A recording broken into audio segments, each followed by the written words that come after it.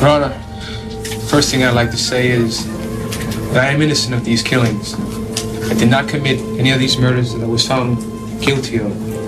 I feel that nothing here has been proven. There's been a lot of lies, a lot of deceptions, deceiving the people of the Bronx. I'm innocent of these crimes. Thank you, Your Honor. How do you do? Good to see you. Come and sit down. If you just sit here to start with, please. Thank you.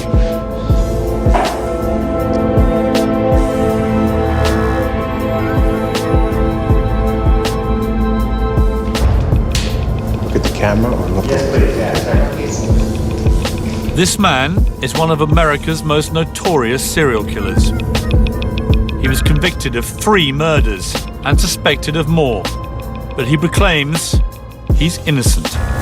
Alex Enrique grew up like hundreds of thousands of other people did in the Bronx, but they didn't turn into serial killers. He is a psychopath first before he's anything else. Enriquez admits he did know all the victims. One was just 10 years old. All I know is that I just wish my friend was here. I have not killed anybody in my life, and I don't think I ever will. But there was no hard evidence. I thought maybe they had the wrong person, because the person to do this type of crimes really didn't fit the person that was sitting there. Alejandro Enriquez, a serial killer. Alex Enriquez. Alejandro Enriquez. I remember feeling that I wanted to spit on him, that I wanted to attack him. My heart bled black. Having refused interviews for almost 30 years, Alex Enriquez is now ready to tell his side of the story. He comes at you from every angle, and you must take your time and you must let him talk. Because the more he talks, the more mistakes he may make.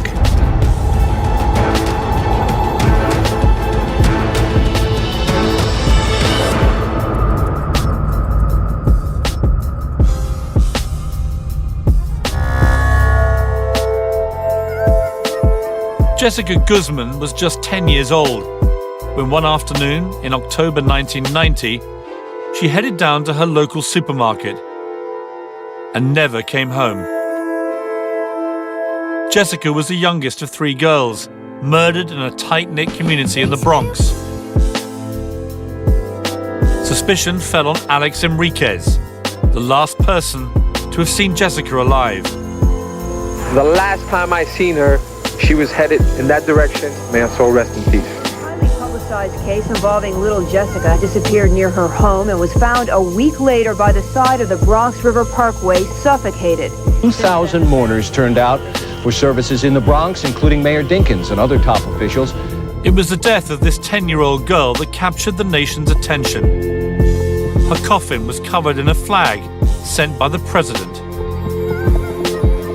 A serial killer had terrorized this neighborhood for 2 years. And now, the police were under huge pressure to catch him. So, Elwin, what do we know about Jessica? She's a normal, regular little girl, 10-year-old girl. When she wasn't found in a few days, we knew we were defeated before we even got started, because she was already not with us any longer. But at the very least, her death stopped this maniac from killing more. Her death caused a big, huge investigation to be pursued, and in so doing, other homicides, victims came into play. And then it turned out that Alex was the common denominator of all these unfortunate homicides. When you have a conscience, and it's tough to live if you have a conscience. He's lived a long time without a conscience. Hopefully he'll never dare or never be able to get out and do this to anybody else.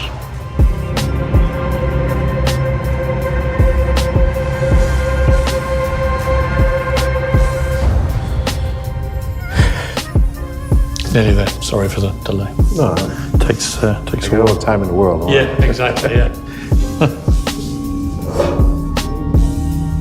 All I've been able to find out about Enriquez is that no one in his community ever thought he could be a serial killer. He grew up in the Bronx, was married, had children, and ran a cab company. Since his time in prison, he's married again. Alex, you've been incarcerated for 28 years for crimes that you adamantly insist you did not commit. What kind of person were you before you were convicted? Well, I was a father, I was a son, I was a brother, and I was a husband. Was I perfect? Far from it. Was I an angel? Far from it.